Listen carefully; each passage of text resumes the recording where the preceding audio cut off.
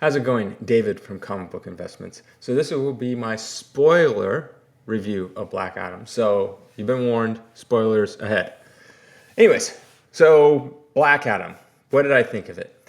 Well, my biggest worry was they were going to make him into a good guy.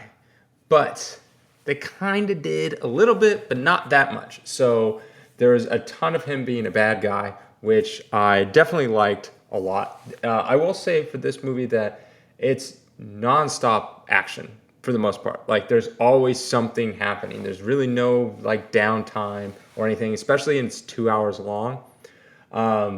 There's always like, you know how in most movies, like they'll have the intro big scene, then there's nothing going on for a while, then they have a mid scene, big fight scene, nothing happens till the end fight scene. That's usually the formula. This one, it's like always something.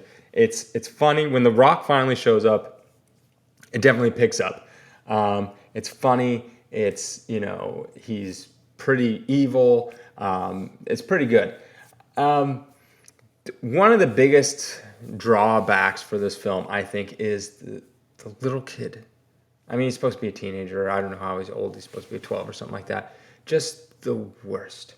I've said this before. I hate it when they put kids in movies because 99% of them are just bad at acting, and it really shows. Like, I would not be surprised if this kid was like a son of someone in this movie, like a director, producer, an actor, or something like that, because he's that bad. And it just, I don't know why he's in there, and he's like, I just don't like it when it's like they have to like find a reason for these people to be in the movie. So like, oh, we have to find a reason. So they give them like the dumbest reasons to be in the film. And I'm like, why are you even here? And they also do this thing where it's like, Black Adam or something gets like knocked like miles away. And then all of a sudden instantly the kid and the mom are there. And it's like, you're a human being. You can't fly or travel fast. So how all of a sudden are you just instantly there? Like it's on the opposite side of town. That would take you forever to get there. So it's like stuff like that I can't stand. The rest of the cast, the Justice Society or whatever, at first I was a little like hesitant, but they actually ended up growing on me. I like them. One of them, Adam Smasher, was like they're trying too hard for him to be funny, and a lot of his jokes didn't really land, and he wasn't that funny. It was 2 hours long. I felt like if they would have cut out most of the kid and the mom, I think the movie would have been a lot better. One thing bugged me, and man, if they just would have nailed this part, it would have been a much better movie. So basically, the whole time, Black Adam, he comes out. He doesn't even know what's kind of going on. It's like he's been entombed for like 5,000 years. Comes out of it. He's like just murdering people left and right, which I loved. I like that part. Very, very good. He wasn't the Black Adam like in the Superman and Shazam cartoon. It's like a half hour long, something like that. That's my favorite iteration of Black Adam. So he wasn't like that. He wasn't totally just, like, I wouldn't say he's totally evil, but just, he wasn't like that. He was a lot more sympathetic. Anyway, so he comes out as being entombed, and his whole struggle is like, why am I even here? This is not the town or place, where I'm from, because it's been 5,000 years. And he doesn't really care about anything or anyone at all. And he basically just like, leave me alone. I'll do whatever I want. No one can stop me, type of thing. And so the Justice Society tries to stop him. He pretty much beats them up, type of thing.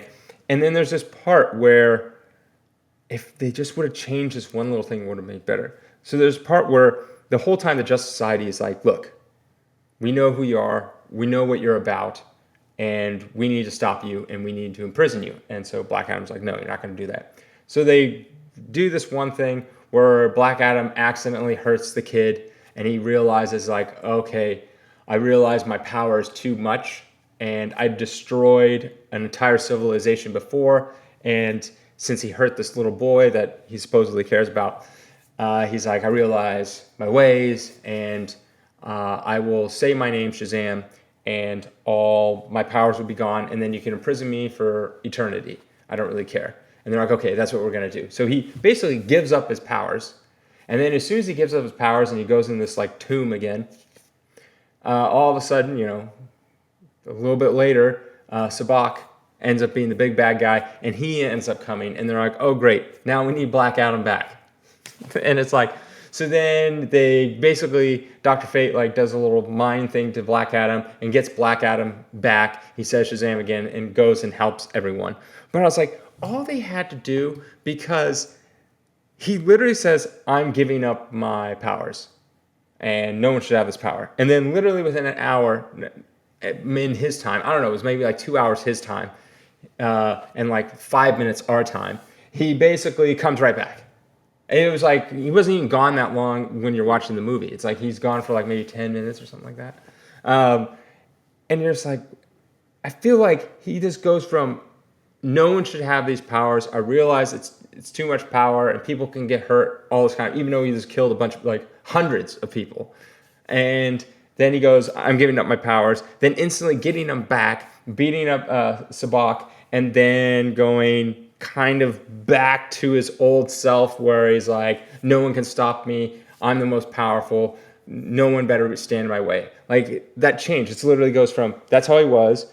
Then he sees his ways and goes, okay, now I'm good. I'm going to give up my powers. And then instantly back to how he was in the beginning. I'm like, that doesn't make sense. If the writers, all they had to do was have the Justice Society somehow stop him in some way and then imprison him.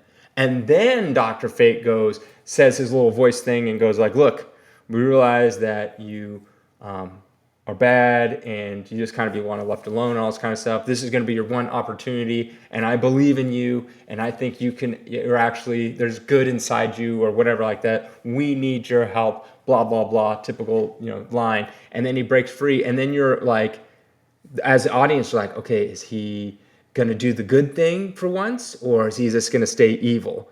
And then, he makes the good choice and stops him. But no, they have to make him change to good, give up his powers, then instantly just decide, I want the powers back after he said no one should have these powers and entomb me forever. This is bad writing right there. Just really, really bad.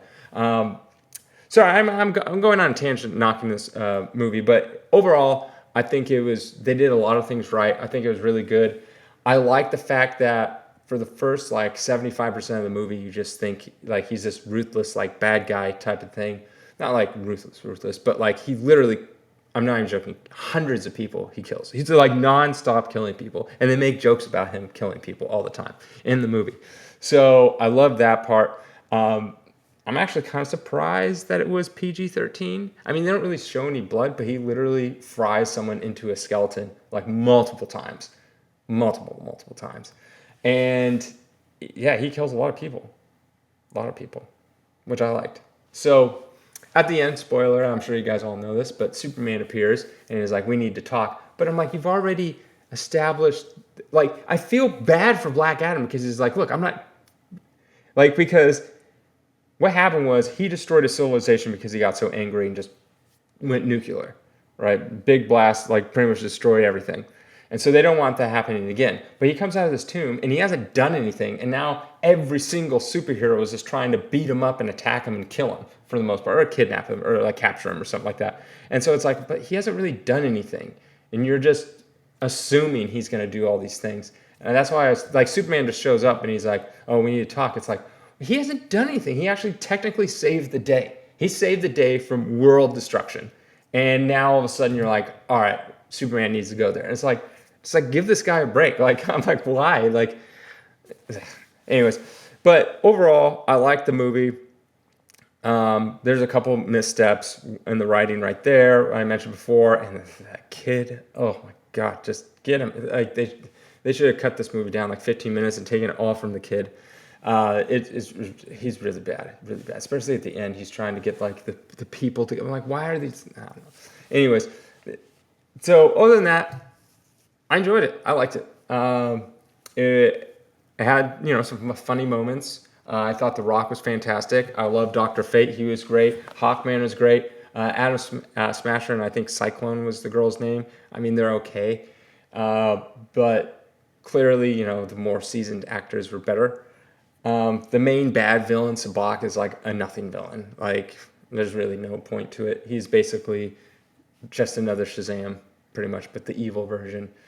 But the one bad thing is that when I went into the theater, it was me, my brother, and our wives, and 4 other people. That was it. There was like no one there. So, I mean, that's just where I happen to be. But I've been in that theater multiple times, and usually for like a superhero film opening day, it's packed. So, ugh. I mean, I really wanted to get a sequel, and I want him to battle Shazam, and I want a Superman Shazam battle. But I don't know how this is going to do in the box office. So, I guess we shall see, because this looked like a pretty expensive film. There's some weak CGI from time to time. It was surprising. The characters were fantastic. Like Sabak, anytime you could tell it was like a CGI character, I'm like, oh, that's really done well. Surprisingly, usually it's the characters that are bad, but they always look like they're on a green screen and look really bad. And I was like, what? So very weird. But yeah, other than that, I would recommend you guys go and watch it. If I had to give this a rating out of like a 10, I'd put it somewhere around like a 7. It's not super traditional superhero film because of the fact that he's kind of bad, but then they try to like make it go that way, and it's just like, let him be bad. Just let him be bad. Stop trying to force him to be something he's not. So other than that, I just really hope that they do Black Adam versus Superman. But that's the thing. It's like you gave him no reason to fight. You need to give them a reason to battle, and that's the same thing they did with Batman v Superman. There's really no reason for them to fight.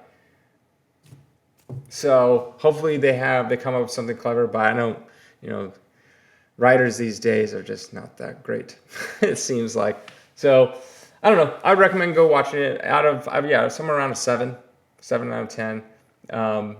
It's better than most of the DCEU movies that have come out that I can think of. It was a good time. I don't know. That'll be it. That's my review. Let me know what you guys think if you've seen it.